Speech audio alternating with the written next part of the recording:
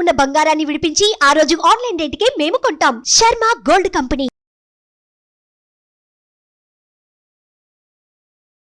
నమస్తే, welcome to Suman TV. నేను మీ యామ్ని. ప్రస్తుతం మనతో ఉన్నారు ప్రముఖ ఆధ్యాత్మికవేత్త, ప్రముఖ జ్యోతిష వాస్తు పండితులు బ్రహ్మశ్రీ డాక్టర్ నాయకంటి మల్లికార్జున శర్మ గారు ఉన్నారు. గురుగారితో మనం మాట్లాడదాం. నమస్కారం గురుగారు. నమస్కారం. గురుగారు, ఈ క్రోధినామ సంవత్సరంలో అసలు సింహరాశి వారికి ఏ విధంగా ఉంటుందండి? అలానే ఈ రాశి వారికి సంబంధించి ఆదాయం కాను, వ్యయం, రాజపూజ్యం, అవమానం గురించి తెలియచేయండి. ఓం శ్రీ గురుభ్యో నమః. క్రోధినామ సంవత్సరం. ఈ క్రోధినామ సంవత్సరంలో బహిరంగంగా విషయాలు బహిష్కరంగా అవటానికి, కోపంతో అనుకున్నవన్నీ కూడా ఎదుటి వ్యక్తులకి చెప్పే నామ సంవత్సరమే క్రోధినామ సంవత్సరం. ఈ క్రోధినామ సంవత్సరంలో సింహరాశి వాళ్ళకి ఎలాంటి ఫలితాలు ఉంటాయి అంటే, మఖా నక్షత్రం 1, 2, 3, 4 పాదాల్లో జన్మించిన వాళ్ళకి, పుబ్బా నక్షత్రం 1, 2, 3, 4 పాదాల్లో జన్మించిన వాళ్ళకి, అలానే ఉత్తరా నక్షత్రం 1వ పాదంలో జన్మించిన వాళ్ళందరూ కూడా సింహరాశి వ్యక్తులు అవుతారు. ఈ సింహరాశి వ్యక్తులకు ఏ విధంగా ఉండబోతుందంటే, 2 ఆదాయం 14 ఖర్చు.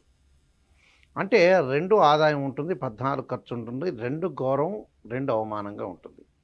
అంటే గౌరవ అవమానం అంటే ఏదైతే రాజ్యపూజ్యము అవమానం చెరి సమానంగా ఉంటాయి. రాజ్యపూజ్యం 2 ఉంటే అవమానంగా 2 ఉంటుంది. అలా 2 ఆదాయం 14 ఖర్చు ఉంటుంది. అంటే సింహరాశి వాళ్ళకి మకా పుబ్బ ఉత్తరా నక్షత్రం వాళ్ళకి, వీళ్ళు ఉత్తరా నక్షత్రం 1వ పాదం వరకు సింహరాశి అవుతారు. అలానే గ్రహగతుల్ని మనం పరిశీలన చేసినట్టయితే, గురువు మే 1వ తారీఖున మేషరాశి నుంచి వృషభ రాశిలో సంచారం చేయటం, రాహుకేతువులు మీనంలోను కన్యారాశిలోను సంచారం చేయటం, శని కుంభరాశిలో ఉండటం, నెక్స్ట్ సంవత్సరం అంటే 2025 మార్చి 29 మీనరాశిలోకి శని యొక్క సంచారం అనేది ఒకటి ఉంటుంది. అక్టోబర్ నవంబర్లోనేమో గురువు శని వక్రారంభాలు, వక్ర త్యాగాలు జరుగుతూ ఉంటాయి.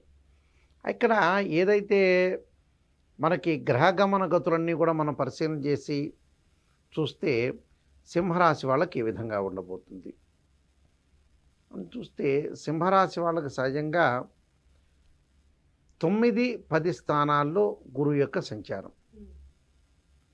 9 అంటే మేషరాశిలో ఉంటే 9 అవుతుంది, వృషభ రాశిలో ఉంటే 10 అవుతుంది. దీనివల్ల పెద్ద నష్టం జరిగేది అవకాశం అనేది లేదు. ఇక్కడ ఏమిటి మరి, చాలామంది కూడా ఆదాయం ఎంత వచ్చింది, ఖర్చు ఇంత అయింది, ఏమిటి అని కొంత భయభ్రాంతులు చెందుతుంటారు. భయభ్రాంతులు చెందాల్సిన పని ఏమిటి, ఆదాయం కంటే కూడా ఖర్చు ఎక్కువ అవుతుంది. అంటే ఆదాయం పెరుగుతుంది ఒకవైపున, వీళ్ళకి ఆదాయం పెరుగుతుంది కానీ ఆదాయం తగ్గట్టుగా ఖర్చు పెరుగుతుంటుంది. ఖర్చు పెరగడానికి కారణం ఏంటంటే, కొన్ని మంచి పనులు చేయడానికి మాత్రమే ఖర్చు పడుతుంది. అంటే వీళ్ళకి ఒక 15% వృధా ఖర్చులు ఉంటాయి, మిగతా ఖర్చులన్నీ కూడా సుఫలితాల కోసం ఖర్చు చేస్తారు. అంటే ఈ 15%లో వాళ్ళు పొదుపు చేసుకోవాలి. చేసుకుంటే మంచిది, పెద్దగా ఇబ్బందికరమైన వాతావరణం అనేది ఏమి ఉండదు. ఇబ్బంది చెంది మరింత ఏదో భయాందోళన చెందాల్సిన పని లేదు. అలానే ఇక్కడ ఈ సింహరాశిలో వాళ్ళందరికీ కూడా, వ్యవసాయదారులు ఎవరైతే ఉంటారో వాళ్ళందరికీ కూడా అన్ని రకాల పంటలు పండటం, అలానే మంచి లాభాలను పొందే అవకాశం ఎక్కువగా ఉండటం, అలానే విద్యార్థులకి శారీరకంగాను అలానే మెదడు పరంగా కూడా శ్రమ ఎక్కువగా పడాల్సిన అవకాశం అనేది ఎక్కువగా ఉంటుంది. అలానే చివరికి ఉత్తమ ఫలితాలు పొందే అవకాశం ఎక్కువగా ఉంటుంది. అలానే ఇప్పుడు నిరుద్యోగులకి ఏ విధంగా ఉండొచ్చండి? ఉద్యోగస్తులకు వచ్చేటప్పుడు అనుకూలమైన ఫలితాలు జరిగే అవకాశం ఉంటుంది. ఉద్యోగస్తులకు కూడా వాళ్ళకి ప్రమోషన్ లభించే అవకాశం ఉంది. స్థానచలనం జరగటం ఒకటి. ఉద్యోగపరంగా ఇబ్బందులు లేకుండా ఉండే అవకాశం ఉంటుంది. వ్యాపారులకి నూతన వ్యాపార మార్గాలు ఎంచుకోవటం ద్వారా ఆదాయం పెంచుకుంటారు. అలానే కొంత లాభాలు బాగా ఉండే అవకాశం ఉంటుంది. అలానే స్వతంత్రంగా వృత్తిపరంగా చేసే వ్యక్తులకు కూడా అధిక లాభాలు ఉంటాయి. అంటే ఆశయ సాధనాల కోసం కృషి చేస్తారు. సాంకేతిక రంగంలో ఉన్న వ్యక్తులందరికీ కూడా అనుకూలమైన ఫలితాలు ఉంటాయి. అంటే సాఫ్ట్వేర్ రంగంలో వాళ్ళకి కానీ, వాళ్ళకి టెక్నికల్ సంబంధించిన ఫీల్డ్ వాళ్ళందరికీ కూడా సానుకూలమైన ఫలితాలు ఉంటాయి. కొన్ని వార్తలు ఆత్మస్థైర్యాన్ని దెబ్బతీసే అవకాశం ఉండటం, రాజకీయ రంగం ఉన్న వాళ్ళకు ఉన్నతమైన పదవులు పొందే అవకాశం, అష్టైశ్వర్యాలతో కూడా తొలతూగే అవకాశాలు ఎక్కువగా ఉంటాయి. స్త్రీలకి కుటుంబాలకు మధ్య అంటని ధోరణితో వ్యవహరిస్తారు స్త్రీలు. అంటే ఒక కుటుంబానికి ఇంకో కుటుంబానికి దూరం అనేది బాగా పెరుగుతుంది. అంటే అంటనుగా అంటే అంటి ముట్టనట్టుగా అంటారు కదా ప్రధానంగా, అలా ఉంటారు. అయితే నిర్లిప్తగా నెలకొంటుంది. అలానే పుణ్యక్షేత్ర దర్శనాలు, తీర్థయాత్రలు, ప్రయాణాల వల్ల మంచి లాభాలు కలిగే అవకాశం ఉంటుంది. స్వజనులతోటి విరోధ భావాలు కలుగుతాయి. అంటే వేరే వాళ్ళతోటి, పక్కన ఉన్న వాళ్ళతో కానీ, సొంత వాళ్ళతో కానీ ఇబ్బందులు. అలానే చోరం అంటే ఏదైతే దొంగతనాలు జరగటం ఒకటి, కొన్ని ఈతి బాధలు, ఆరోగ్యపరంగా కొంత లోపము, అలానే అకాల భోజనం అంటే సమయానికి భోజనం చేయలేకపోవటం, అలానే కొన్ని ప్రయాణాలు, వృధా ప్రయాణాలు, కొన్ని చిక్కులు జరిగే అవకాశం ఉంటుంది. జంతువుల వల్ల కూడా కొంత పీడ కలిగే అవకాశం ఎక్కువగా ఉంటుంది. అంటే విష జంతువులు ఉంటాయి, ఆ విష జంతువులు కూడా కొంత పీడ జరిగే అవకాశం ఎక్కువగా ఉంటుంది. కాబట్టి కొద్దిగా సకల కార్యాలన్నీ కూడా జాగ్రత్తగా వహించి ముందుకు వెళ్తే మంచి లాభాలు కలిగే అవకాశం ఎక్కువగా ఉంటుంది. తరచుగా కొంత వ్యాపారంలో కొంత చిక్కులుగా ఉంటుంది, కానీ చివరికి అల్టిమేట్ మంచి ఫలితాలు జరిగే అవకాశం అనేది ఒకటి ఉంటుంది. ఫలితాలు జరగకూడదు అనేది లేదు, జరుగుతాయి. అంటే ఎలాంటి ఫలితాలు జరుగుతాయి? ఆదాయము మరి 2 ఆదాయం 14 ఖర్చు ఏంటి అంటే ఇన్కము, ఏదైతే ఇన్కము గ్రోత్ కావటం ఒకటి, ఎక్స్పెండిచర్స్ అంటే ఇన్కమ్ 2 ఉంటే ఎక్స్పెండిచర్ 14 ఉంది కదా. ఇక రెస్పెక్ట్ అనేది చాలా మంచిది, బాగానే ఉంది. అవమానం అనేది ఏంటి అంటే క్రిటిసైజ్ అంటే అన్రెస్పెక్ట్ అనేది 2 ఈక్వల్గా ఉంది. అంటే వాట్ ఈస్ ద రిలేషన్ అంటే వాట్ ఈస్ ద బిట్వీన్ మనకి ఇన్కమ్ అండ్ గ్రోత్ అంటే రెండింటిని కూడా మనం బేరేజ్ వేసుకోవాలి. అంటే ఇన్కమ్ ఎలా ఉంటుంది, ఎక్స్పెండిచర్స్ ఎలా ఉంటాయి. ఇక్కడ ఇన్కమింగ్, అవుట్ గోయింగ్ అంటాం మనం. అక్కడ వచ్చేది మనకు ఒక రకంగా వస్తుంటే ఖర్చులు కూడా పెరుగుతాయి. అంటే కొంతమంది ఖర్చులు పెరగగానే ఏదో ఆశ్చర్యమయ్యి నేను అవసరంగా ఖర్చు చేస్తున్నాను కాదు. వాళ్ళ యొక్క పిల్లల యొక్క చదువులు ఉండొచ్చు, పిల్లల యొక్క పెళ్ళిళ్ళు ఉండొచ్చు, ఇళ్ళు కొనుగోలు చేయొచ్చు, తమ్ముళ్ళకి అక్క చెల్లెళ్ళకి ఏదో సహాయం చేయొచ్చు. మన చేతిలోంచి కూడా డబ్బులు పోయే అవకాశం ఉంటుంది. ఆ డబ్బులు పోయి బంగారం కూడా కొనుగోలు చేస్తారు కొంతమంది.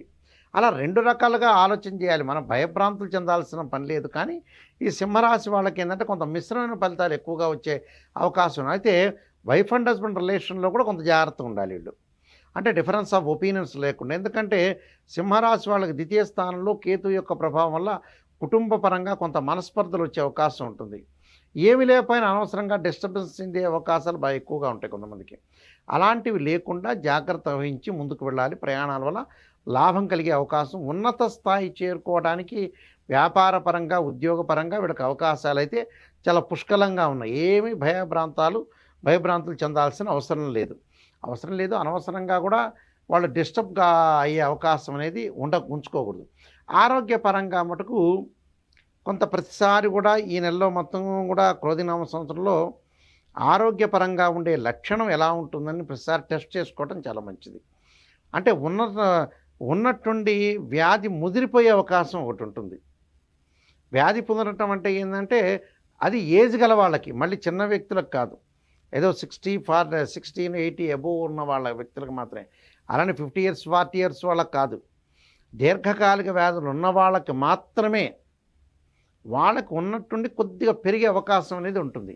కాబట్టి వాళ్ళు జాగ్రత్తగా ఉండి వాళ్ళు కొన్ని ప్రత్యేకంగా పరిహారాలు చేసుకొని ముందుకు వెళ్తే మంచి బెటర్ రిజల్ట్స్ వచ్చే అవకాశం ఎక్కువగా ఉంటుంది. అంటే ఇప్పుడు ఈ క్రోధినామ సంవత్సరంలో ఈ రాశి వారికి సంబంధించండి ఇంకా మెరుగైన ఫలితాలు రావాలంటే అసలు ఎలాంటి పరిహారం చేసుకోవాలి? క్రోధినామ సంవత్సరంలో ఆదిత్య హృదయ పారాయణం చేసుకోవటం ఒకటి, విష్ణు సహస్రనామ పారాయణము, ఆదిత్య హృదయాన్ని కూడా చదవటం వల్ల భార్యాభర్తల యొక్క మనస్పర్ధలు, గృహం నందు కలహాలు, ధనపరంగా చిక్కులు, కార్యక్రమాలు విషయంలో చాలా అనుకూలమైన ఫలితాలు జరుగుతాయి. ఈ రాశి వాళ్ళకి, సింహరాశి వాళ్ళకి కొంత అనుకూలమైన దశమ స్థానంలో గురువు ఉండటం వల్ల కూడా మంచి ఫలితం ఉంటుంది. ఆర్థికంగా ఇబ్బందులు తొలగిపోతాయి. ప్రతి నెలలో కూడా కొంత అప్ అండ్ డౌన్స్ ఉన్నా టోటల్గా వాళ్ళకి అంత అనుకూలమైన ఫలితాలు ఉంటాయి. వీళ్ళకి 85% అంటే 85% పాజిటివ్ రిజల్ట్స్ వచ్చే అవకాశం ఖచ్చితంగా ఉంటుందమ్మా. చాలా చక్కగా తెలియజేస్తారండి, ధన్యవాదాలు. క్రోధినామ సంవత్సరంలో సింహరాశి వాళ్ళందరికీ కూడా అనుకూలమైన ఫలితాలు, సుఫలితాలు జరగాలని ఆశిస్తూ సర్వే జనా సుఖినో భవంతు. సుమన్ టీవీలో మీ పర్సనల్ అండ్ బిజినెస్ ప్రమోషన్స్ కోసం కింది నెంబర్కి కాంటాక్ట్ చేయండి.